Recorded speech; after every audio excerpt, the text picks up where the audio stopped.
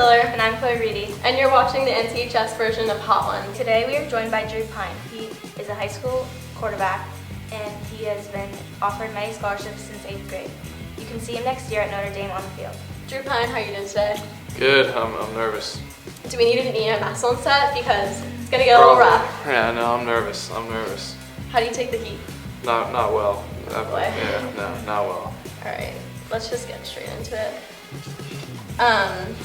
Speaking of the heat, you've been getting offered scholarships since 8th grade. Florida State and University of South Carolina, right? Can you tell us what it was like coming into high school with those expectations while we start you out the wings? I think coming into high school it was an experience to have, but I mean being in New Canaan, I think Coach Marinelli and the team my freshman year really prepared me well and put me in a good position to be able to succeed. So including Ryan O'Connell and those group of guys really took me in. So it was an easy segue into coming into New Canaan. So I'm just thankful for those guys and Coach Marinelli. The heat's already hitting me.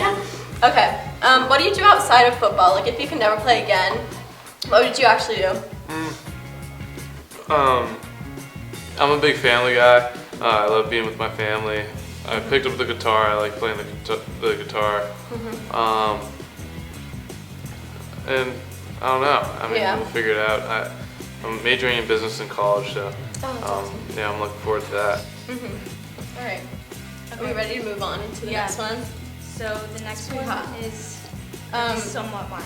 Yeah. The green pepper sauce. And so can you dish them out?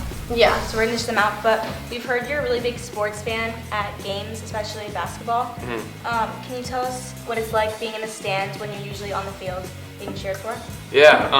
So I mean, when I'm on the field, I rarely hear anyone in the stands, and but being in the stands, because I actually wasn't able to play basketball. I got injured my freshman year in the state championship game for football, and wasn't able to play in the basketball season. So I thought the best way to repay Coach Melzer, who's done a great job with our basketball team, was to be a leader in the stands. So myself and Garrett Braden came to every single home game last season. We started off with the first one when there weren't many people, and then all the way to Darien when the whole section was filled. So I thought it was a great way to repay Coach Melzer and be a part of the school. Yeah. What would you say the energy is like at these games? Like, are you super excited coming to them, or is it just more of like an obligation to? No. I loved coming to them. I mean, Garrett and I, who's at Rice now. I mean, we had a ritual of getting pizza before and after, and then go to the games. And I think it's more impactful for basketball, being on the floor rather than up in the stands for football. So I think it helped the team a lot too, and we really enjoyed being able to watch the games. So we heard from a few people that you actually go down into the game and into the huddles and have a big battery-powered fan and sort of hold it over. So we kind of just wanted to get an idea of why you do that, and also what that looks like. Like, how big is this fan? Yeah, I mean, like I said, Garrett and I would come to every home game starting from the first one, along with Matt Costco and Walker Care. And every time they come to the huddle, we'd wave them with our arms and stuff. And so when we started to play Darien, I obviously knew it was coming up. It was a big point in the season. So I went to CVS in town and bought a big fan. It was I'd say it was like this size, and it was battery powered. I had to go and get batteries before the game, and I'd go and hold the fan up like this above all the players and fan them off. So I think it was good. Yeah. I love doing it.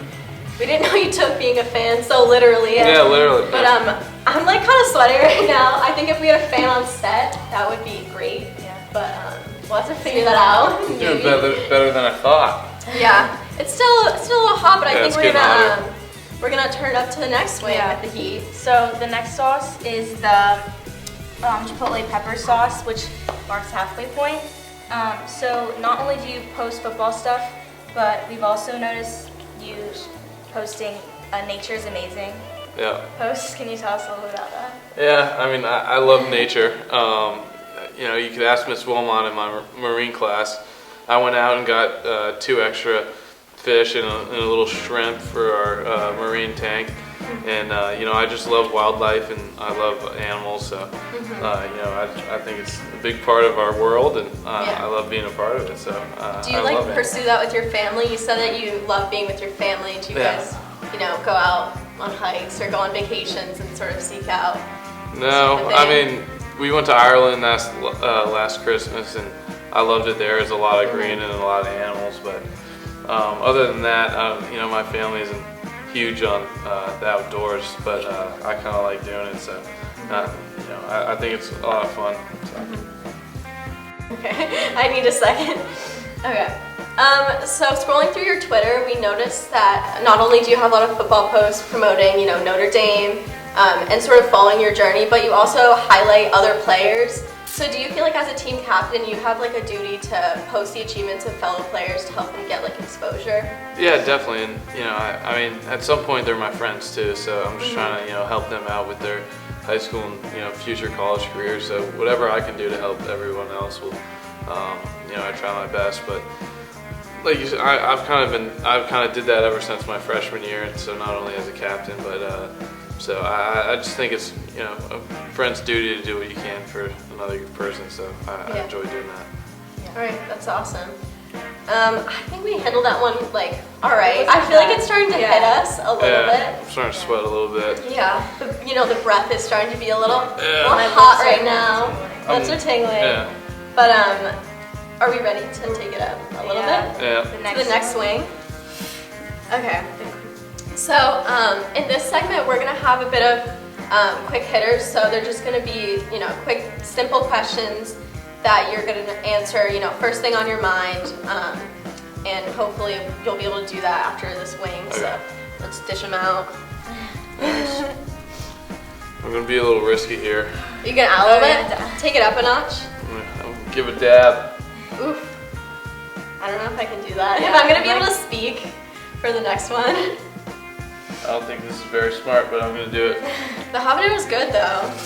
You'll have to see. Okay. It's good stuff. I don't think I can do that myself, but good job, because I can't.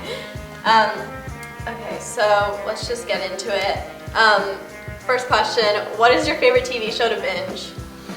Game of Thrones or Rick and Morty. I love both of them. Game of Thrones, I heard that was like a really big thing last year. Yeah.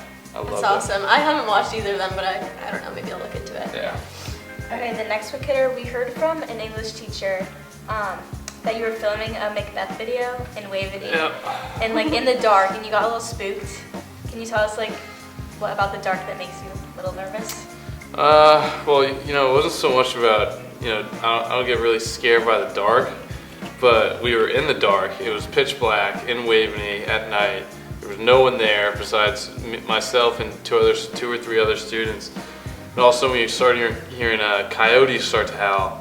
Oh. And they got closer and closer, and we were freaking out. We were just trying to film a video for Mr. McAteer's class and get a good grade on it. And we didn't know that there were going to be coyotes all over the place, and so we got a little nervous there, definitely. Yeah, we run, and they've been having a lot of animal control there now, and they have like signs up everywhere. Yeah. Because dogs are getting threatened by coyotes. So. All right. That one was hot. Yeah.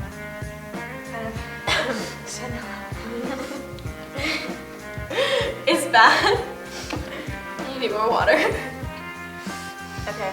Oh my gosh. Okay. Last question. Do you have any rituals or superstitions that come out on game day? Yeah. Water, definitely. I agree. You need a second? Yeah, no, that was not me. I definitely should You not have added a done lot. that. Yeah. Woo. We all need it. Okay, we got some more water. Thank you. Before bed, I'll get 2 big bottles of water, 2 or 3, and just absolutely chug them right before I go to bed, just to kind of be hydrated for when I wake up. I never go in pools or hot tub or take a shower on game day. It's just not a thing for me. Never thought about it. Yeah, no, I think it messes with my eyes or something. I did it once and I didn't like it. What else? just listen to the same music every day. Yeah. My mom and I always have a thing that we do when I run out on the field. I see her in this. Gosh, my tongue's hot. Same. It's getting hard to talk. Yeah. It's brutal. The more and more you talk, the harder it gets. But I see my mom in the stands, and I go like this, which means I love you. It's like a sign language thing. Other than that, not many rituals. I had when I was growing up in middle school and in the beginning of high school. I took all my stuff home the night before a game and dressed up in full gear. Like would put my pads on, my helmet on, all my cleats and everything else. And I do that every once in a while now for big games. But that was a thing growing up. Yeah. All right. I think we need that EMS on set I mentioned because that one hit like a lot harder than the other ones. If I'm gonna be honest. And you added extra, so you're just.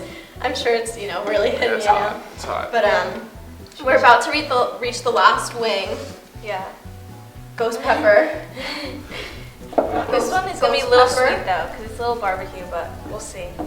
We kind of drown them in the sauce. That one has a lot of sauce, so we gotta be careful. Yeah. The tradition is to like dab them, to add a little extra dab. That's like a lot, so. You can do it if you want. I think I'm gonna add a little extra just because it's the last one. I will too. Okay, awesome. So let's get them out. It's a lot. I tried that. I almost got another bite of the other wing, but then I couldn't do it. That's a lot. Okay. I'm all I'm gonna have to be careful. I'll add a little bit. Oh, that was a lot. That was so much. I'll just dip it in it.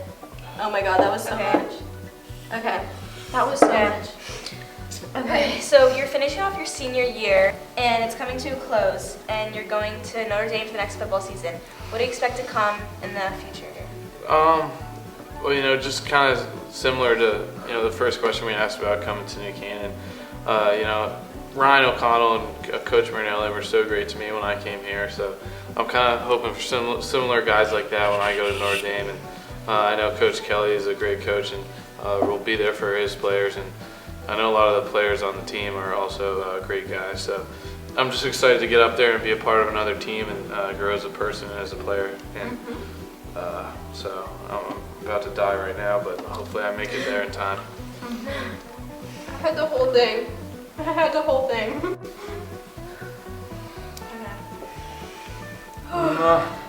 It's spicy, but it's like barbecue. It's hot. It's so hot.